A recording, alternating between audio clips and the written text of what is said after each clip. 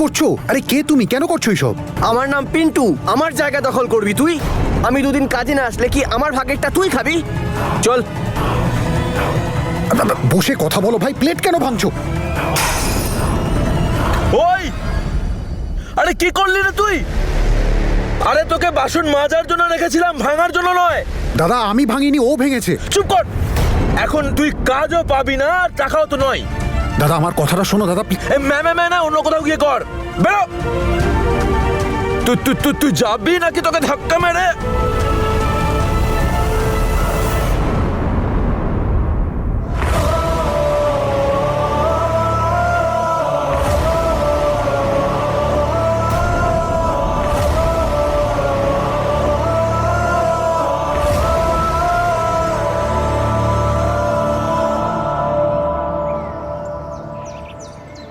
তবে আমরা আপনার জন্য শুধু এটুকুই করতে পারি, কাল অবধি আপনাকে সময় দিতে পারি। কালকে আপনি আপনার বিল পেমেন্ট করে দিন, আর তা না হলে রুমটা ছেড়ে দিন। সাবধানে জেসমিন। ওর সাহস কি করে হলো সবার সামনে আমাকে এভাবে অপমান করার? আমি কি ওদের টাকা নিয়ে কোথাও পালিয়ে যাচ্ছি নাকি? এবার তুই দেখিস ওই ম্যানেজারের মুখে আমি টাকা ছুঁড়ে মারবো। জেসমিনকে সবার সামনে অপমান করছে। সুইটি, ওর টাকা দিয়ে দে তো। কি হলো? মুখের দিকে তাকিয়ে আছিস কেন? টাকাটা দে। ধার নিচ্ছি, পরে সব শোধ করে দেবো। দেখ জেসমিন, ফুচকা খাওয়ার টাকা দেওয়ার মতোই ক্ষমতা নেই তোর, আর তুই হোটেলের বিল এইভাবে পেমেন্ট করবি বলছিস? পকেটে নেই টাকা, মুখে আবার বড় বড় কথা। কি কি বললি তুই? এই মুখটা বন্ধ করে ফুচকা বিক্রি করছিস কর, না হলে সব কটা ফুচকা একসাথে তোর মুখে ঢুকিয়ে দেবো, বুঝেছিস? ছাড় না রে বাবা, ওকে কেন রাগ দেখাচ্ছিস? তুই আমাকে এটা বল, তোর পরের প্ল্যানটা কি? টাকা কোথা থেকে জোগাড় করবি? আমি তো তোকে বলবো কোনো ছোটখাটো জবে ঢুকে পড়। তুই কি বোকা নাকি রে? তোর মনে হয় জ্যাসমিন কোনো ছোটখাটো কাজ করার জন্য জন্মেছে? হ্যাঁ, যারা বড় বড় স্বপ্ন দেখে তারা ছোটখাটো কাজ করে না। জেসমিন দেখ, এই মুহূর্তে তোর সময়টা ভালো নয়, আর এখন তো আমার সময় ঠিক করার জন্য আছে তো। এই ক্ষতটা আমাকে সব সময় মনে করিয়ে দেবে যে আমাকে তনু আর বীরের উপর প্রতিশোধ নিতে হবে। টাকা ছাড়া তুই একটা ব্যান্ডেডও কিনতে পারবি না, আর তুই প্রতিশোধ নিবি কি করে ওর উপর? ঠিক আছে ঠিক আছে, দেখে নেব, আমি করে নেব কিছু একটা, টাকা রোজগার করে নেব আমি, কিন্তু প্রতিশোধ আমি ঠিক নেব। তাহলে তনু ম্যাডাম, এইটা আমাদের একটা ছোট্ট সেটআপ। এখানে আপনাকে কেউ বিরক্ত করবে না, কেউ ইন্টারফেয়ার করবে না, আপনি নিজের মতো করে কাজ করবেন। কেমন লাগলো?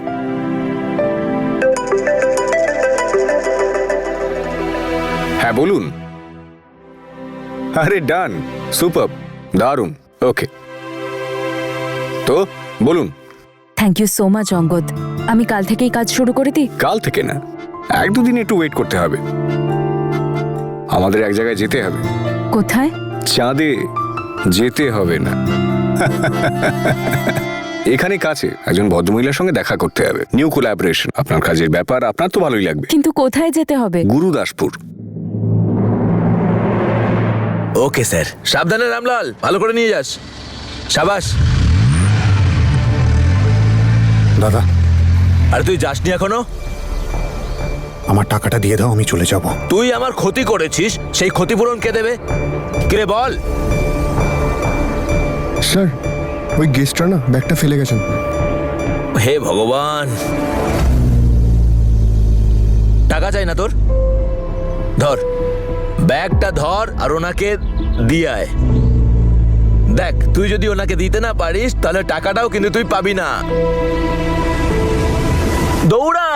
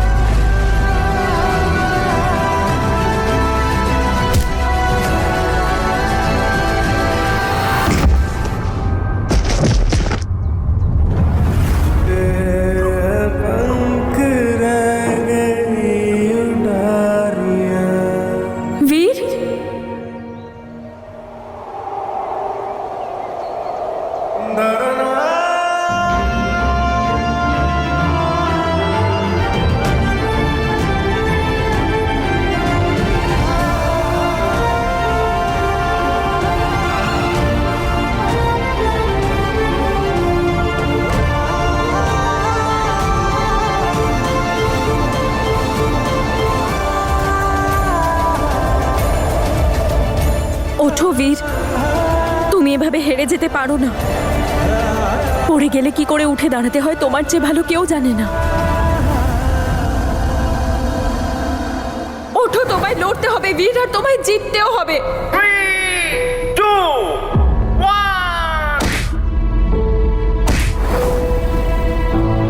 কাম অন বীর, ওঠো, উঠে দাঁড়াও, আমি তোমার সাথে আছি। কাম অন বীর।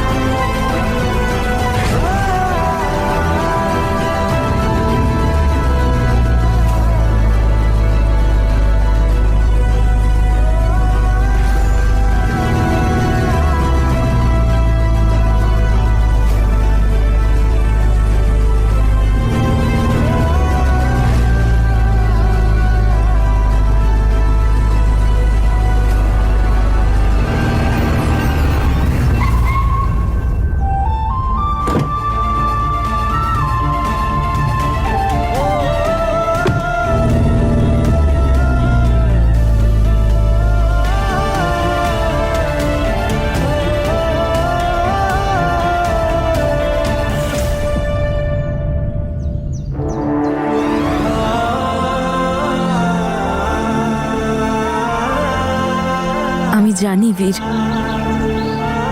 তুমি নিজেকে নিজের পাপের শাস্তি দিচ্ছ, কিন্তু চিন্তা করো না, উপরওয়ালা তোমার সাথে আছেন।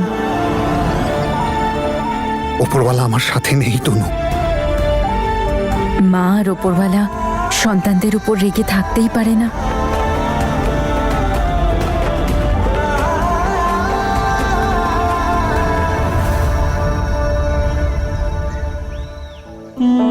তনু,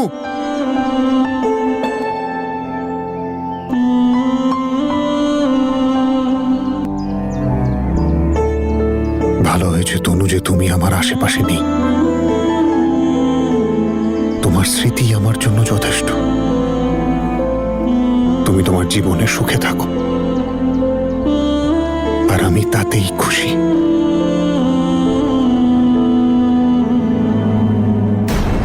আরে কিসের স্যালারি? কোনো কাস্টমারই আসছে না আর তোরা কিনা স্যালারি স্যালারি করছিস। তার উপর রাত্রিবেলা তোরা যা কাণ্ড করিস সেটার কি বলবো? দাদা, আমার টাকা নাও। আর একজন চলে এসেছে টাকা চাইতে। আরে কিসের টাকা? আপনার এখানে যে কাজ করলাম সেটার টাকা। ও আচ্ছা আচ্ছা, সেটা তো দিতেই হবে ভাই। এই নে 50 টাকা, তোল আর পালা।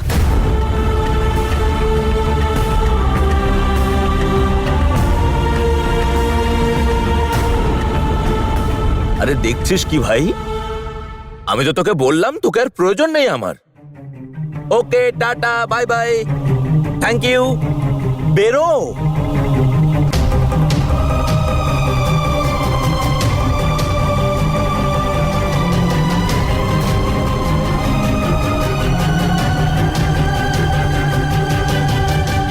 ওখানে যাব? অঙ্গদ, আমি ওখানে কখনো যাইনি, কিন্তু ঠাম্মির কাছে শুনেছিলাম ওখানে এক গুরুদ্বারা আছে যেটা খুব ফেমাস, আর ওখানে সবাই প্রার্থনা করতে যায়। এই হলো না ব্যাপার, এক ডিলে দুই পাখি। তাহলে গুরুদাসপুরের প্রজেক্টের কাজ গুরুদুয়ারা গিয়ে প্রার্থনা করার পরেই শুরু হোক। That's it.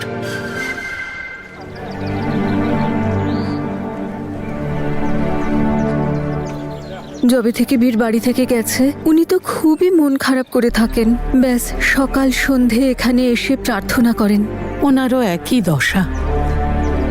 কখনো কখনো আমার তো মনে হয় দিদি, বোধহয় আমাদের মেয়েদের মন ছেলেদের থেকে বেশি শক্ত হয়। একদম ঠিক বলেছেন, সেই জন্য তো ওনারা মনের শান্তি খুঁজতে এখানে আসেন। তনু কেমন আছে? ফোনে কথা হয় তো ওর সঙ্গে? ও ভালো আছে তো? হ্যাঁ হ্যাঁ, ভালো আছে।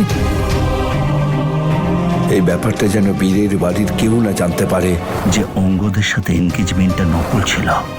কি করে যে বলি, তনুর বাবা তো বলতে নিষেধ করেছেন।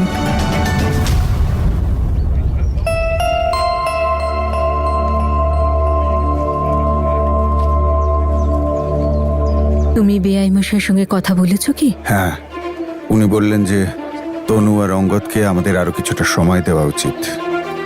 আমি ভাবছিলাম যে অঙ্গদকে ফোন করে একবার আমিই জিজ্ঞেস করি। প্রথমে একবার আমি তনুর সাথে কথা বলে নিই, আমার মনে হয় সেটাই ভালো হবে।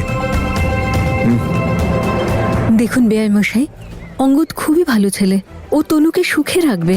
সেজন্য আমাদের বিয়েতে দেরি করা উচিত নয়।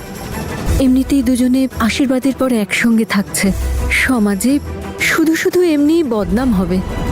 বীর আর জেসমিনের জন্য আগেই অনেক বদনাম হয়েছে। আমি আর চাই না তনু আর অঙ্গদের ওপরে কেউ কোনো আঙুল তুলুক। সেই জন্য বলছি, যত তাড়াতাড়ি সম্ভব বিয়েটা দিয়ে দিন।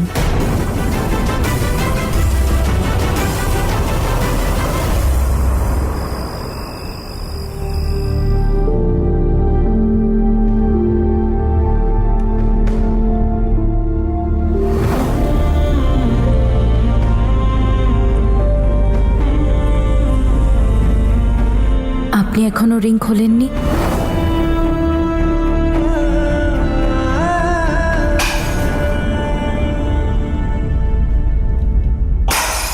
হোস্টেলের আঙ্কেলে রোজ রোজ এই ইয়েলো ডালি বানাতো, আর এখানেও তুমি এটাই বানাও। রিয়া সোনা, রাগ করো না, তোমার ওই ফেভারিট আলুর পরোটা বানিয়ে দিচ্ছি। রিয়া, কি হচ্ছে এটা? আমি তোমার সাথে কথা বলবো না। স্যার, বাঁচান আমাকে স্যার। বেরো তুমি। কি হচ্ছেটা কি? স্যার, রিয়া সোনা বলছে যে ও খাবার খাবে না। তুমি খাচ্ছ না কেন বলো? আমি খাবো না। তুমি যা খেতে চাও বাবলি বানিয়ে দেবে। আমি খাবো না। তুমি জানো তুমি কতটা লাকি? কত বাচ্চা আছে যারা খেতে পায় না, আর তুমি খাবার